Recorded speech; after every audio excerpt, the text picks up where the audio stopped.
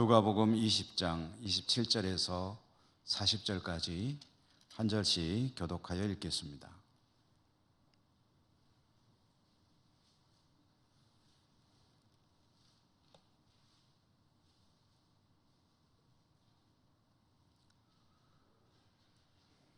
부활이 없다고 주장하는 사두개인 중 어떤 이들이 와서 물어 이르되 선생님이여 우리에게 써주기를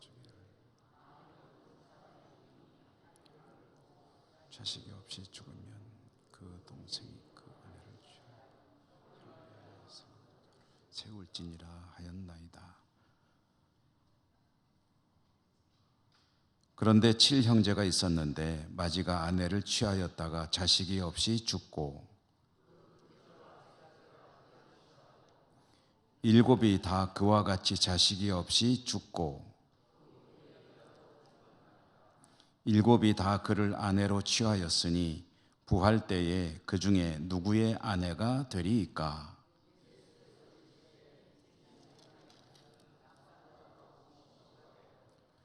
저 세상과 및 죽은 자 가운데서 부활함을 얻기 합당히 여김을 받은 자들은 장가 가고 시집 가는 일이 없으며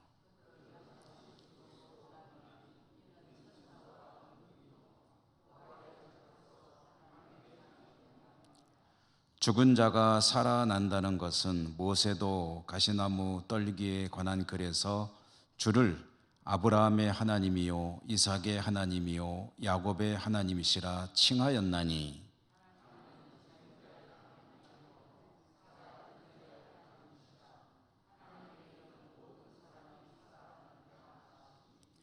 서기관 중 어떤 이들이 말하되 선생님 잘 말씀하셨나이다 하니 그들은 아무것도 감히 더 물을 수 없음이더라. 아멘. 주님 은혜가 함께 하시기를 기원합니다.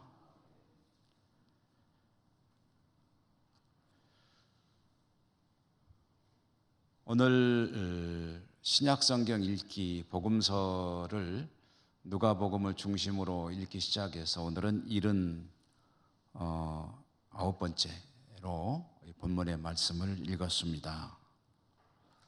누가복음서를 중심으로 이제 주님의 생애를 3단계로 나눈다 하는 이야기를 한 100번쯤 한 것 같아요. 그래서 1단계는 예수님의 갈릴리 중심에 일하시던 시기, 그 이야기들, 그게 이제 앞부분이죠. 그 다음에 갈릴리를 떠나서 예루살렘으로 죽으시기 위해 가는 그 중간의 이야기, 그게 2단계. 3단계는 예루살렘에 들어가셔서 거기서 활동하시다가 이제 죽으시고 부활하시는 이야기, 그것이 3단계다. 우리는 1단계, 2단계를 지나서 3단계로 들어와 있습니다. 예루살렘에서 일이 벌어지고 있는 거죠. 예루살렘 성에서 주님은 활발하게 활동을 하셨습니다. 활동하시는 무대는 주로 성전이었습니다. 성전에서 주님께서 때로는 과격한 일도 하시면서 활동하실 때 그게 아주 못마땅한 사람들이 있다. 누구겠습니까? 대제사장 무리죠. 그들은 자신들이 안방이거든요. 성전이 말하자면 우리 교회로 치면은 우리 교회 이 건물 내외 여기에서 누군가가 와가지고 막 활발하게 활동을 하고 있으니 그런데 그게 마음에 안 드는 거거든요. 싫은 거거든요. 그러니까 얼마나 눈에 거스르겠습니까? 할 수만 있다면 제거하고 싶은데 이런저런 사유로 제거하지 못하니까 그들은 계속해서 제거할 수 있는 그런 꼬투리를 잡으려고 노력합니다. 사람들을 보내서 어려운 질문도 해보고 또 이렇게도 저렇게도 건드려보고 하지만은 주님은 거기 안 넘어가시죠. 지난주에는 제가 이제 제주도에 있어서 말씀을 함께 못 나누었는데 그 앞주에 주님을 찾아와서 문제를 제기했던 사람들이 있었죠. 제사장 무리가 보낸 사람들이 와서 주님에게 했던 질문, 그것은 궁금해서 하는 질문이 아니라 뭔가 좀 궁지에 빠뜨리려는 악의를 가진 질문. 황제에게, 로마 황제에게 세금을 내는 것이 좋습니까? 안 내야 합니까? 라는 질문. 참 기가 막힌 질문이었습니다. 머리가 좋죠. 그래서 이런 옴짝달싹하지 못할 올가미를 던졌다라고 생각했는데 주님은 더 기가 막히게 그 질문을 피해 나가시면서 또 주님께서 하고 싶은 말씀을 하셨는데, 가이사의 것은 가이사에게, 하나님의 것은 하나님에게 드리라. 여기에서 여러분 이 얘기도 제가 여러 차례 말씀을 전해드렸는데요, 중심은 뭐냐면 하나님의 것이라고 생각되는 것은 하나님에게 드려야 되지 않느냐. 그러면 중요한 것은 가이사와 하나님이 라이벌이 아닙니다. 가이사 것은 가이사에게 주고 하나님의 것은 하나님께 드리고, 이게 아니라 이 가이사도 하나님의 피조물이니까 결국은 모든 것은 하나님의 뜻 가운데서 이루어져야 된다. 그 이야기를 하신 건데 알아듣는 사람들이 있었겠습니까? 무슨 소린고 했겠죠. 그런데 어쨌든 꼬투리를 잡을 수 없는 말인 거예요. 이 일에 이어지는 말씀이 오늘 우리가 이제 봉독한, 같이 교독한 이 말씀입니다. 사람들이 또 찾아와서 어려운 질문을 던집니다. 이번에 찾아와서 질문을 던진 사람들은 우리가 읽은 본문에 보면 사두개인들이었다. 사두개인. 성경의 복음서에요, 사두개인이 주님을 찾아와서 이렇게 질문을 하거나 부딪히는 일은 딱 한 번밖에 없습니다. 이 장면입니다. 여기서 이제 여러분, 수요일 날은 그래도 시간이 좀 여유가 있다 보니까 성경을 좀 깊이 공부합시다. 물론 설교이지만 공부 좀 합시다 하고 이제 말씀 우리가 읽어 나가고 있잖아요. 여러분 그 성경을 읽을 때요, 성경을 읽는 좀 안 좋은 방법이 뭐냐면은 성경을 오늘날 우리말 그대로 그냥 듣는 겁니다. 그 문자를 그대로 듣는 거예요. 무슨 소리냐? 내게 능력 주시는 자 안에서 모든 것을 할 수 있느니라, 이 말을 그냥 그대로 받아들이는 거예요. 그 능력 주신 자는 하나님이실 거고, 나는 능치 못함이 없다, 그러니까 뭐든지 할 수 있다. 물론 그런 긍정적인 믿음 가지는 게 나쁠 거는 없죠. 그런데 적어도 성경이 무엇을 뜻하는지를 아는 데는 그렇게 읽으면 안 됩니다. 그러면 어떻게 읽어야 되느냐? 그 말씀이 도대체 벌어지는 현장에 무슨 일이 벌어지고 있느냐를 알아야 됩니다. 그러니까 내게 능력 주시는 자 안에서 내가 모든 것을 할 수 있느니라라는 사도 바울이 이 빌립보 성도들에게 편지를 썼는데 도대체 이거 왜 썼는데 무슨 뜻으로 쓴 거냐, 이거를 알아야 성경은 정확하게 읽는 거라는 거죠. 오늘 이 말씀도 사두개인들이 찾아와서 주님에게 질문했다고 그러는데, 그럼 도대체 이게 무슨 일이 벌어지고 있는 거냐 하는 것을 알아야 성경을 바르게 읽는 겁니다. 그래서 이제 공부가 좀 필요하다라는 말씀이고요. 자, 여러분, 사두개인들이 주님을 찾아와서 질문했다고 그러니까 여기서 이제 우리가 사두개인들에 대해서 좀 알아야 됩니다. 사두개인, 사람들이 어떤 사람들이냐? 사두개인, 이름도 참 묘하죠. 복음서에 보면 예수님을 주로 대적하는 사람들의 부르는 호칭이 여러 가지가 나옵니다. 주님을 대적하는 여러 종류의 사람들, 그 중에 제일 여러분 얼른 떠오르는 이름이 누굽니까? 제일 대표적인 사람들을 부르는 말, 바리새인이죠. 바리새인. 주님을 대적하는 무리들의 가장 자주 등장하는 인물, 바리새인. 또 누가 있습니까? 사두개인도 있죠. 사두개인. 그 다음에 또 어떤 사람들이 있습니까? 대제사장, 또 장로들, 또 서기관들, 또 율법학자들, 또 헤롯 땅, 뭐 이런 사람들. 이렇게 수많은 이름이 쫙 나옵니다. 이 사람들이, 우리 성도님들이 누군지 다 뭐 알면은 좋죠. 근데 이렇게 아는 게 공부를 좀 해야 되니까 쉽지는 않은데, 오늘 우리가 읽은 말씀을 통해서 이제 사두개인이 누군지는 좀 공부를 하자, 이런 얘기입니다. 사두개인들이 누군데 왜 예수님을 찾아와서 이런 질문을 하게 된 것이냐. 이 사두개인들은 우선 뭐 하는 사람들, 어떤 사람들을 부르는 호칭이냐면요, 이 사람들은 종교 귀족들입니다. 대제사장과 또 성전을 자기 텃밭으로 삼아 살아가는 사람들, 종교 귀족들, 종교 지도층, 그 중심에는 대제사장이 있는 거죠.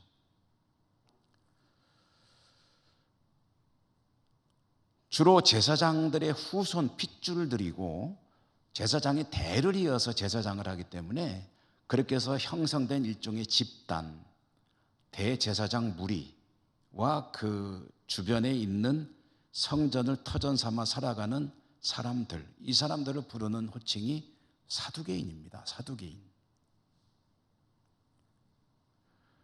그러면 바리새인은 누구냐라고 궁금하시겠죠. 그것까지 하려면 시간이 너무 많이 걸리니까 오늘은 그냥 넘어가고 다음에 기회가 있으면 바리새인도 조금 알아보도록 할 텐데요.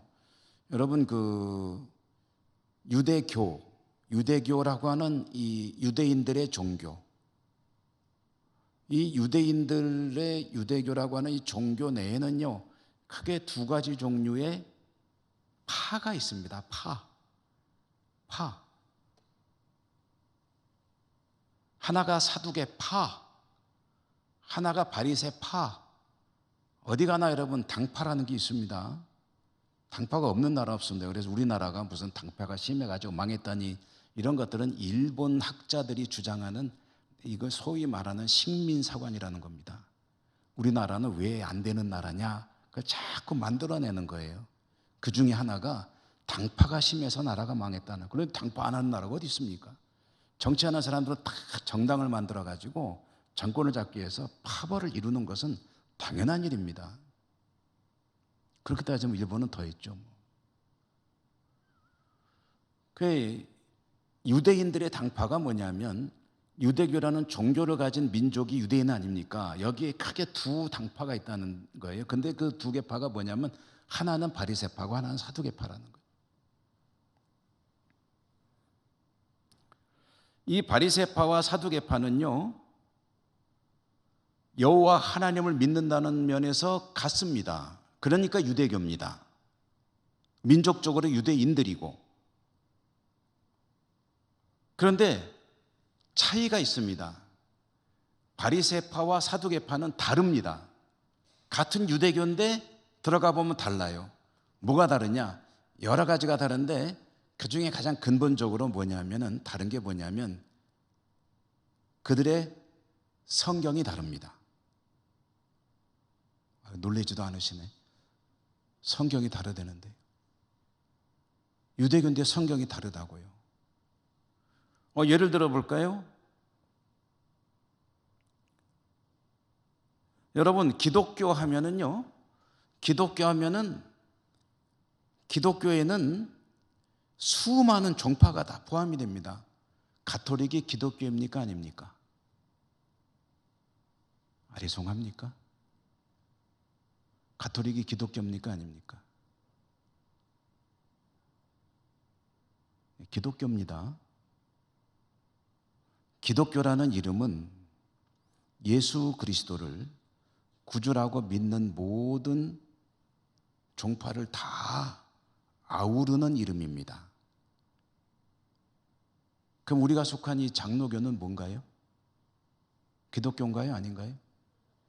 기독교죠. 누가 그러더라고. 기독교 아니고 예수교인데요. 그래. 대한 예수교 장로회 아닙니까? 예수교래. 예수가 기독교, 기독교 예수죠. 기독이라는 말은 크리스트라는 말을 한자로 표기할 때 기독이라고 씁니다. 자, 여러분, 기독교에는요, 가톨릭도 있고 개신교도 있습니다. 우리 장로교는 개신교의 갈래 중에 하나죠. 개신교에는 장로교도 있고 감리교도 있고 선결교도 있고 또 뭐도 있죠? 침례교도 있고 순복음도 있고 또 그 외에도 수많은 영국의 성공회도 있고 이게 다 개신교입니다. 개신교도 있고 가톨릭도 있고 그 다음에 저 동유럽에 가면은 그리스도 있고 러시아에 있는 이 커다란 또 하나의 기독교 뭐라고 부르죠? 정교회라고 부릅니다. 정교회. 그 외에도요, 아르메니아 기독교회도 있고 이집트 기독교도 있고 시리아 기독교도 있고 수많은 기독교 교파가 있습니다. 다 기독교입니다.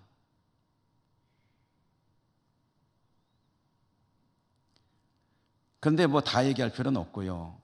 가톨릭과 우리 개신교를 비교해 보면은요, 예수 그리스도를 주님이라고 믿고 고백하고 사도신경을 외우고 하는 그런 면에서는 공통적입니다. 그런데 다른 게 있습니다. 뭐가 다를까요? 가장 근본적으로 성경이 조금 다르죠. 아시나요? 모르시나요? 성경이 다릅니다. 들어가면 10계명도 조금 다릅니다. 내용은 같은데 1계명, 2계명 나누는 게 조금 달라요. 우리 개신교는 성경이 몇 권이죠? 바로 나오시는군요. 구약의 39권, 신약의 27권에서 66권의 신구약 성경만을 하나님의 말씀이라고 해서 받아들이고 그 성경을 근간으로 해서 신앙생활하죠. 가톨릭에는 여기에다 몇 권을 더해집니다. 외경이라고 해서 그것도 역시 하나님의 말씀으로 받아들이고 신앙생활합니다. 달라요. 신학적으로도 또 많이 다릅니다. 자, 여러분, 이 얘기를 왜 했냐면은 오늘 가톨릭과 개신교의 차이점을 말하기 위함이 아니고 같은 유대교인데 사두개파와 바리새파 그렇게 좀 달랐다라는 이야기를 하려고 하는 겁니다. 그럼 여러분, 유대교의 성경이 뭡니까? 유대교의 성경은 오늘날 우리가 알고 있는 성경은 구약 성경을 그들은 성경으로 받아들이고 율법도 있고 시편 같은 시가서도 있고 예언서도 있는데, 그런데 이 당시 예수님 당시에 사두개인들은 하나님의 말씀인 율법을 모세 오경만을 하나님 말씀이라고 믿는 사람들이었습니다. 율법서에 대한 그 개념이 다릅니다. 유대교인들은 율법을 철저히 지키잖아요.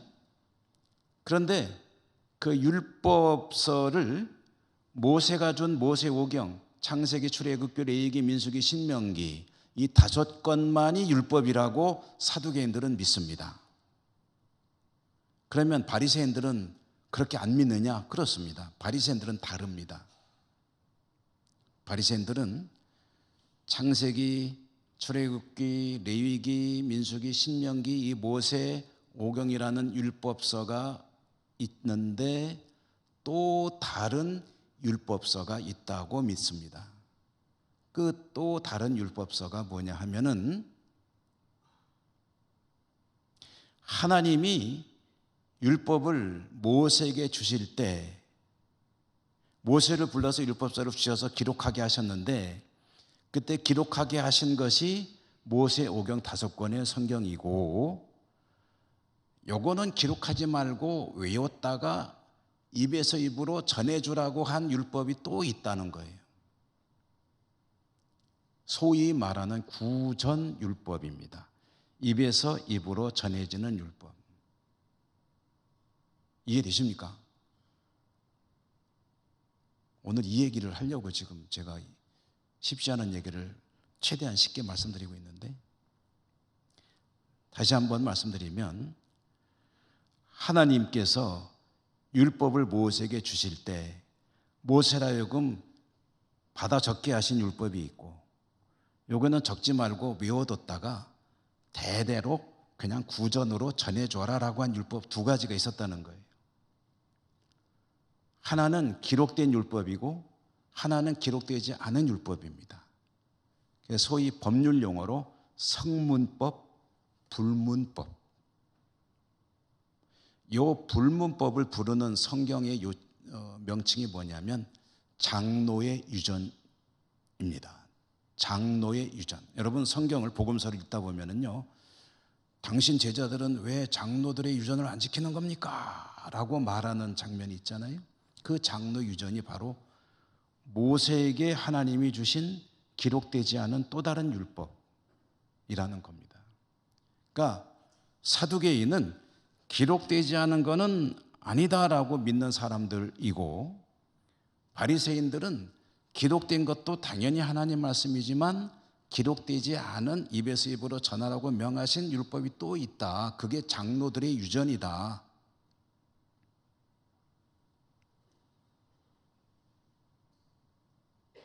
여기에 근본적인 차이가 있습니다. 사두개파와 바리새파가 서로 자기들이 맞다고 싸우겠죠.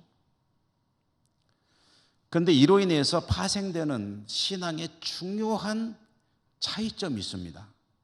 그게 뭐냐면 사두개파는 모세 율법에 나오지 않는 것은 다 부인합니다. 그래서 뭘 부인하냐면 영적인 일,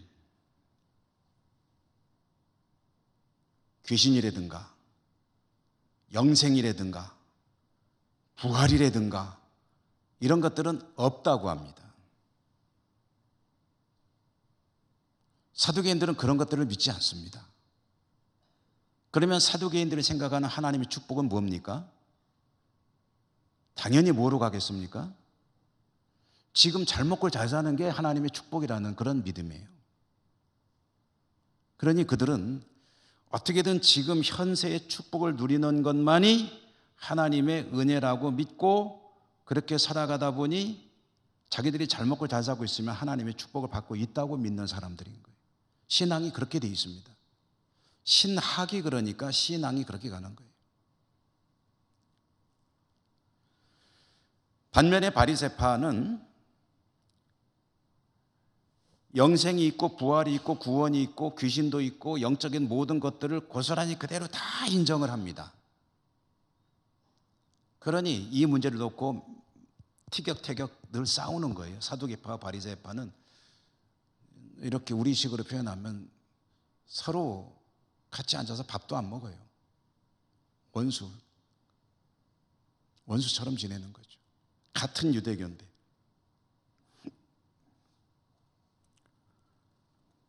여러분 요한복음에 보면은요, 주님께서 예루살렘에 가셨을 때 한 사람이 밤에 주님을 찾아오는 이야기가 있습니다.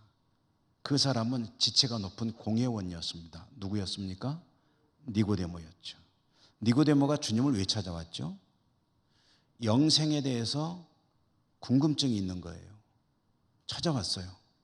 그래서 예수님으로부터 뭔가 좀 자기가 궁금해하는 답을 좀 얻어야 되겠다고 찾아왔는데, 여기서 질문. 니고데모는 바리새파일까요? 사두개파일까요? 예? 사두개파요. 왜요? 영생이 궁금해서 찾아왔다니까. 영생에 대해서 자기가 궁금한 문제를 해결받고 싶어서 왔다니까. 그럼 바리새파일까요? 사두개파일까요? 내가 설명을 너무 어렵게 했나 보다. 여러분 사두개파는 부활이라는 게 없다, 영생 이런 건 없다고 믿어요. 그러면 거기다 궁금할 일도 없죠. 근데 바리새파는 영생이 궁금하고 부활이 궁금하고 어찌하면 영생에 들어갈 수 있습니까? 근데 율법을 아무리 읽어봐도 잘 모르겠는 거예요. 누가 대답해 주는 사람이 없는 거예요. 나사렛 선지자가 왔다 그러니까 그 양반한테 가서 뭐 좀 답을 얻을 수 있을까 하고 밤에 찾아온 거예요. 이 사람은 바리새파인 거죠. 젊은 관원이 주님을 찾아와서 제가 어찌하여야 영생을 얻을 수 있습니까? 이 사람 바리새파일까요? 사두개파일까요? 바리새파죠. 영생에 관심이 있으니까. 자, 여러분, 자, 이제 다시 오늘 말씀으로 가십시다.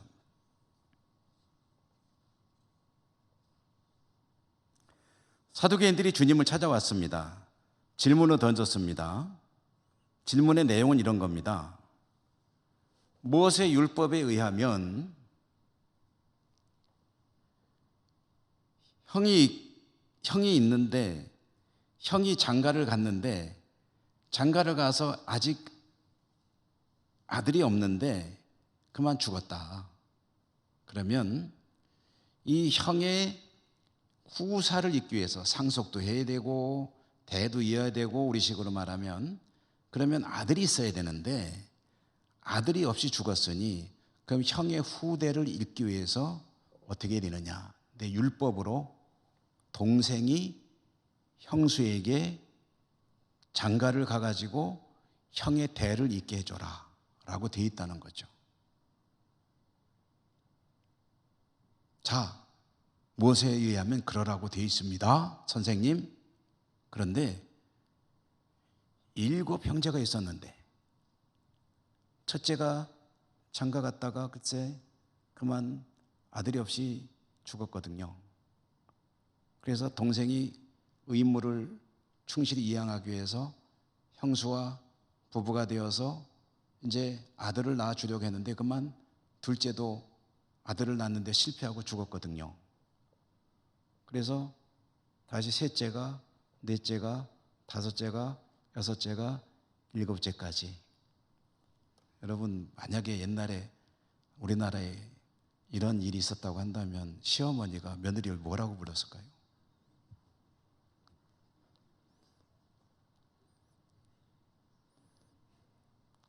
어쨌든 자, 질문은 그겁니다. 7형제가 다 죽고 그리고 결국 아들은 못 낳고 이 여성도 세월이 흘러서 죽었다는 거예요. 자, 그런데 만약에 여러분, 사두개인들의 질문의 요점은 이겁니다. 만약에 바리새인들이 주장하는 대로 부활이 있다고 한다면 부활의 때에 이 여성은 누구의 아내가 되어야 됩니까? 라고 질문을 한 거예요. 그냥 누구 아내가 되어야 되는 거냐, 그게 궁금한 게 아니고 만약에 부활이 있다면이 중심입니다. 무슨 얘기를 하고 싶은 거예요? 이런 모순이 있는데 어떻게 부활이라는 게 있는 겁니까? 말도 안 되는 소리 하지도 마십시오. 부활은 없습니다라는 주장을 하는 거죠.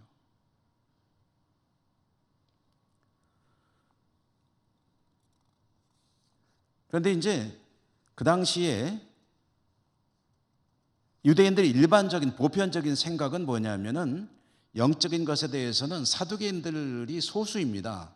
대부분의 사람들은 바리새인들의 가르침을 받고 바리새인들과 같은 생각을 하고 있었기 때문에 사두개인들은 이런 차원에서는 이제 코너에 몰려 있는 거죠. 그러니까 예수님을 이용해서 이 문제에 대해서 뭔가 좀 자신들의 주장에 뒷받침을 받고 싶은 겁니다. 주님이 대답 잘못하면은 주님의 권위가 떨어질 것이고, 대답 잘해가지고 자기들이 원하는 비슷한 대답이 나오면 자신들의 이론이 뒷받침되는 것이고, 이래저래 손해볼 게 없는 그런 질문을 또 던진 거예요. 그리고 그 중심은 바리새인을 공격하는 겁니다. 주님을 내세워가지고. 자, 여기에 대해서 주님께서 대답을 하셨죠. 뭐라고 대답하셨죠? 일단 주님은 부활에 대해서 부활이 있다는 것을 전제로 말씀을 하십니다. 그런데 부활의 때에는 지금 이 땅에서의 삶의 어떤 연결고리들이 그대로 이어지는 것이 아니라는 말씀을 하신 거예요. 지금 7형제와 한 여성의 이야기는 부활의 때에 무엇을 전제로 하는 겁니까? 현재 살아가는 삶의 현장에서의 관계가 고스란히 그대로 이어진다는 것이 전제인 거죠. 그러니 이렇게 7명의 남자와 한 사람의 여성이 다 부부로 살았는데 부활의 때에는 그러면 누구와 누구가 부부가 되는 겁니까? 라는 것은 현재의 관계가 그대로 유지된다는 관점에서 이야기하는 거죠. 근데 주님은 거기에 대해서 말씀하시는 거예요. 현재 지금 살아가는 이 삶의 고리는 부활의 때에는 새로운 가족 형태로 바뀌게 된다. 하나님의 자녀로 거듭나게 된다.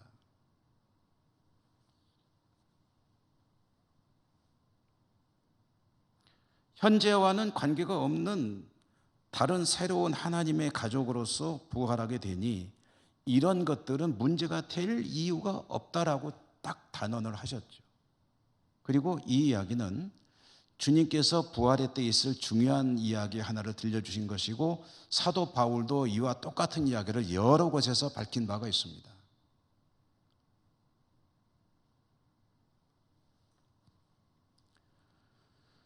주님은 거기 더해서 부활이 지금도 있다는 것을 말씀하셨습니다. 뭐라고 말씀하셨냐면요. 몇 절이냐? 37절입니다. 37절과 38절. 한번 읽어보실까요? 37절, 38 읽습니다. 시작. 죽은 자가 살아난다는 것은 모세도 가시나무 떨기에 관한 글에서 주를 아브라함의 하나님이요 이삭의 하나님이요 야곱의 하나님이시라 칭하였나니 하나님은 죽은 자의 하나님이 아니요 살아있는 자의 하나님이시라. 하나님에게는 모든 사람이 살았느니라 하시니. 아멘.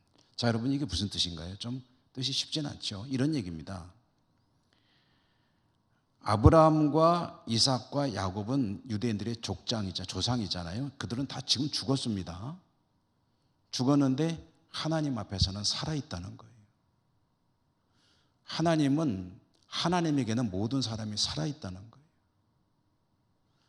이게 부활이잖아요. 죽었지만, 사람들이 볼 때는 죽었지만 그러나 하나님 앞에서는 다 살아있다는 거예요.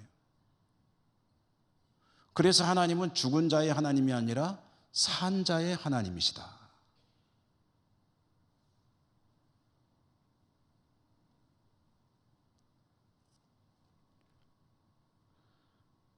자, 이 이야기를 통해서 정말 중요한 이야기, 주님께서 뜻하고 싶으신 것은 뭐냐면요. 주님은 이제 며칠 있으면은 죽으십니다. 십자가에. 죽으시는데 사흘 만에 부활하실 거라고 말씀하셨잖아요. 거기에 대해서 확고하게 다시 한번 난 죽지만 안 죽는다는 이야기를 하시는 거죠. 그러니까 주님의 부활에 대해서 이야기를 하시는 것이다. 사실 사두개인들의 어떤 궁금증이나 그런 악한 의도나 일반인들의 호기심 이런 것들이 중요한 게 아니고 내가 곧 죽겠지만 다시 산다. 그리고 사실은 죽는 것이 아니다. 하나님에게는 죽음이란 없다. 부활에 관한 이야기를 확고하게 들려주시는 겁니다. 주님께서 이렇게 부활에 대해서 말씀하시니까 이거 듣고 좋아하는 사람들이 있었겠죠. 누구였을까요? 바리새인들은 좋아했겠지. 야, 저 양반이 그래도 이거는 말 한번 똑바로 했네. 그래서 오늘 말씀에 몇 절입니까? 39절에 보면은요. 39절 한번 같이 읽어볼까요? 39절 읽습니다. 시작. 서기관 중 어떤 이들이 말하되 선생님 잘 말씀하셨나이다 하니. 서기관들이 그 근처에 있었는지 어떤 사람들이 아이고 선생님 말씀 한번 잘했습니다라고 말하는 이들이 있었다는 거죠. 이 사람들은 바리새파일까요? 사두개파일까요? 그렇죠. 자기들 주장을 주님이 뒷받침해 준 거나 마찬가지니까.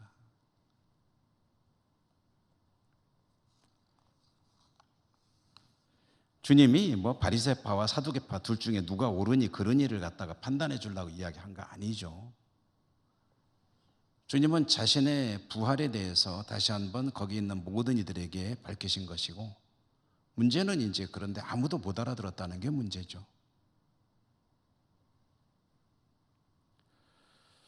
여러분, 오늘 말씀을 통해서 우리는 부활절 때에 제가 한 두어 주 이 이야기를 좀 많이 말씀을 드린 바가 있습니다. 오늘도 이야기가 나왔기 때문에 한 번 더 말씀드리는데요. 부활의 때에 새로운 세상은 어떤 것인지 우리는 자세히는 모릅니다. 성경에 안 나온 건 알려고 할 필요도 없고 아는 척 할 필요도 없습니다. 모르면 모른다고 하면 돼요. 그냥 괜히 아는 척 하다가 엉뚱한 소리 하는 거거든요. 부활의 때에는요, 우리는 자세한 건 몰라요. 그런데 주님이 말씀해 주시기를 현재 이 땅에서 있는 이런 관계와는 전혀 다른 새로운 하나님의 가족으로 형성되는 하나님 나라를 살아가게 될 것이다 라는 겁니다. 그러니까 이런 걱정은 하실 필요가 없어요. 가만히 있어봐라. 내가 현재 가족하고 또 같이 살게 되려나? 같이 살고 싶으십니까? 아니면 같이 살기 싫으십니까? 살고 싶든 살기 싫든 내가 원하든 원치 않든 지금 이 가족관계 그대로 하늘나라에서 엄마하고 아들이 그대로 같이 엄마 아들로 살지 어떻게 될지는 몰라요. 다만 하나님 안에서 새로운 가족으로 하나님 하늘 패밀리로 새롭게 이루어지는 하나님의 나라의 삶,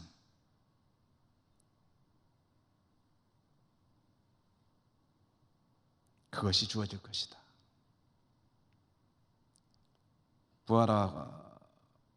부활하여 새롭게 살아갈 새로운 하나님의 나라, 그 나라에 대한 기대를 가지고 믿음으로 승리하는 여러분 되시기를 축복합니다.